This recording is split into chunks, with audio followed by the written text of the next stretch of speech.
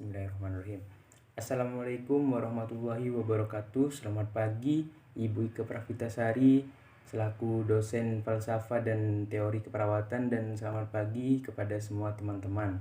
Pada kesempatan ini saya Umar Faruk dari Prodi S1 Keperawatan akan mempresentasikan teori keperawatan Lydia Hall.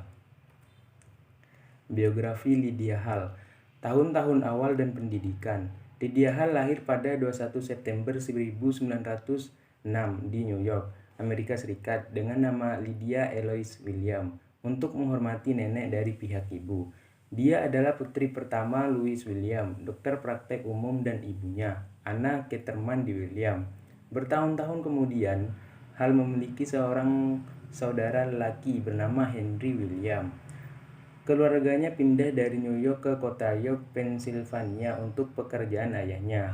Hall lulus dari School of Nursing di New York Hospital pada tahun 1927, memperoleh ijazah keperawatan.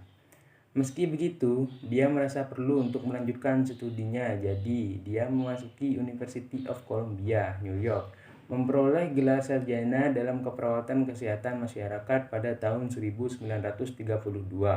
Setelah beberapa tahun dalam praktik klinis, ia memutuskan untuk melanjutkan studinya dengan mengejar gelar master dalam mengejar ilmu kehidupan di Universitas Columbia pada tahun 1942. Bertahun-tahun kemudian, ia menyelesaikan gelar doktor di mana ia memenuhi semua persyaratan akademisnya kecuali untuk tesis. Pada tahun 1945, ia menikah dengan Reginald A. Hall, Inggris, perawat mengadopsi nama belakangnya yang dikenalnya pada tahun-tahun berikutnya.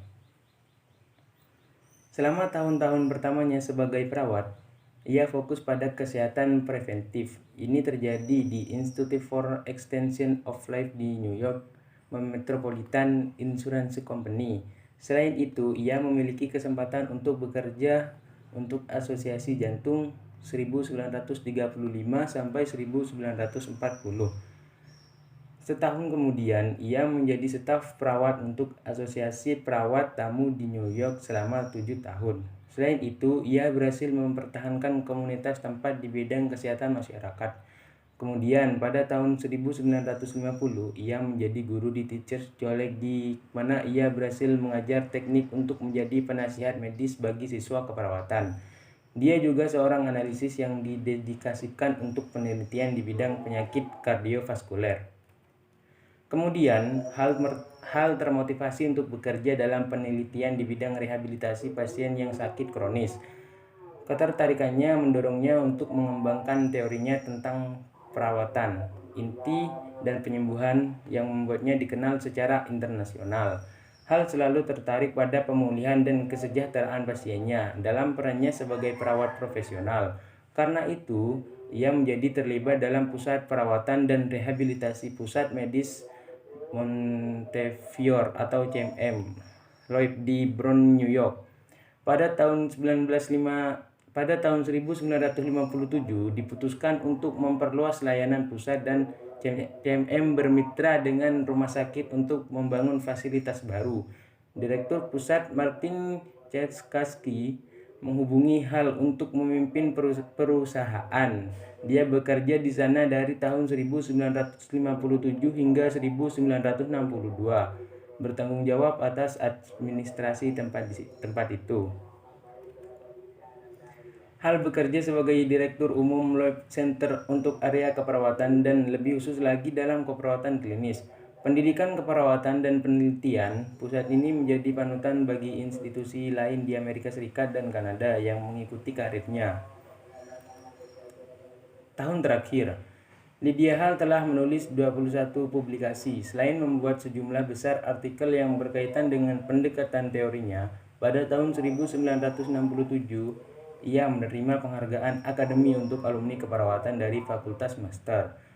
Pada 27 Februari 1969, Lydia Hall meninggal di Rumah Sakit Queens di New York, tetapi tidak ada referensi untuk menguatkan penyebab kematiannya. Kemudian pada tahun 1984, ia dilantik ke Hall of Fame dari American Nurses Association. Teori keperawatan menurut Lydia Hall. Lydia Hall memperkenalkan 3 teori lingkaran keperawatan di mana masing-masing lingkaran menunjukkan proses keperawatannya, yaitu lingkaran kepedulian, lingkaran inti, dan lingkaran keperawatan. 1. Lingkaran kepedulian. Pada lingkaran kepedulian ini, perawat yang profesional akan menyediakan kebutuhan pasien. Ketika kepedulian berfungsi, perawat menerapkan pengetahuan yang alami dan ilmu pengetahuan biologi yang menjadi dasar ilmu keperawatan yang kuat. Perawat harus menciptakan suasana yang nyaman pada diri pasien, sehingga pasien pada lingkaran kepedulian ini, perawat yang profesional akan menyediakan kebutuhan pasien. Ketika kepedulian berfungsi, perawat menerapkan pengetahuan yang alami dan ilmu pengetahuan biologi yang menjadi dasar ilmu keperawatan yang kuat. Perawat harus menciptakan suasana yang nyaman pada diri pasien, sehingga pasien itu menganggap perawat mampu menghibur dan mampu memberi kenyamanan. 2. Lingkaran inti. Pada lingkaran inti ini, perawat yang profesional dalam hubungannya dengan pasien bisa membantu pasien untuk menyatakan perasaan atau penyakit yang dideritanya. Intinya, perawat harus memperdulikan pasien untuk kesembuhan pasien. Perawat yang profesional dengan menggunakan teknik berhubungan atau berhadapan langsung dengan pasien guna untuk melihat status kesehatan sekarang dan yang akan datang. Dan yang 3, lingkaran keperawatan. Kepedulian keperawatan terhadap pasien yang didasarkan pada ilmu pengetahuan dan cara pengobatan suatu penyakit, sehingga tidak hanya peduli berhadapan langsung dengan pasien tapi juga cara merawatnya. Perawat yang profesional adalah perawat yang bisa membantu si pasien agar cepat sembuh sehingga dapat meringankan beban keluarga. Yang 4, konsep utama sesuai dengan teori Lydia Hall. Proses keperawatan yang dikenalkan meliputi hubungan antara manusia, kesehatan, bersosialisasi dengan lingkungan, dan keperawatan. Untuk lebih jelasnya seperti di bawah ini. 1. Manusia atau seseorang yang berusia 16 tahun atau lebih yang mengalami suatu penyakit membutuhkan bantuan atau proses keperawatan yang lebih. Individu ini membutuhkan motivasi dari semua keluarganya agar cepat sembuh. 2. Kesehatan yang optimal dapat dilihat dari perilaku manusia itu sendiri. 3. Konsep lingkungan masyarakat yang dihadapkan dengan hubungan individu akan menciptakan kesehatan yang merata dan menyeluruh.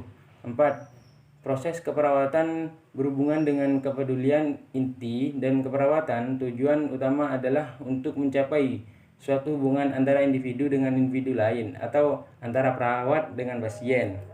5. Proses keperawatan menurut Lydia Hall. Lydia Hall memberikan motivasi pada pasien demi proses penyembuhan. Aspek ini meliputi 5 proses keperawatan, yaitu penilaian. 1. Penilaian. Tahap pertama yaitu penilaian, meliputi tentang status kesehatan individu atau pasien. Menurut teori Lydia Hall, proses pengumpulan dan ditujukan demi kepentingan kesehatan pasien dibandingkan demi kepentingan perawat. Pengumpulan data ini harus mengarah pada peningkatan kesehatan individu. 2. Diagnosis atau diagnosa. Tahap yang kedua adalah diagnosa keperawatan, di mana perawat mengamati penyakit pasien sehingga dapat mengetahui penyakit yang dideritanya, sehingga proses penyembuhannya akan lebih mudah dan lebih cepat. Yang ketiga, perencanaan. Perencanaan adalah tahap yang ketiga, melibatkan prioritas utama pada pasien. Peran perawat adalah membantu pasien menjadi sadar dan mengerti akan pentingnya kesehatan bagi kehidupannya. Inti dari perencanaan ini untuk membantu pasien menjadi lebih mengerti dalam kebutuhan, perasaan, dan motivasi. Perawat bekerja sama dengan pasien untuk mencapai kesembuhan dengan pengobatan medis. Yang 4, implementasi. Tahap keempat, implementasi melibatkan institusi rencana kerja yang nyata. Pada tahap ini merupakan tahap pemberian pelayanan yang nyata antara perawat dengan pasien yang meliputi memandikan pasien, membalut luka, makan, memberikan kebutuhan kenyamanan, dan lain-lain. Perawat juga membantu pasien dan keluarga untuk memahami dan menerapkan rencana medis untuk kesembuhannya. Yang kelima, evaluasi. Evaluasi adalah suatu proses untuk melihat kemajuan kondisi kesehatan pada pasien. Tahap proses evaluasi diarahkan untuk melihat hasil dari perawatan, condong kepada berhasil atau tidaknya pasien dalam mencapai suatu kesehatan dan kesembuhan. Terima kasih, semoga bermanfaat. Mungkin kurang lebihnya saya minta maaf. Saya akhirin. Assalamualaikum warahmatullahi wabarakatuh.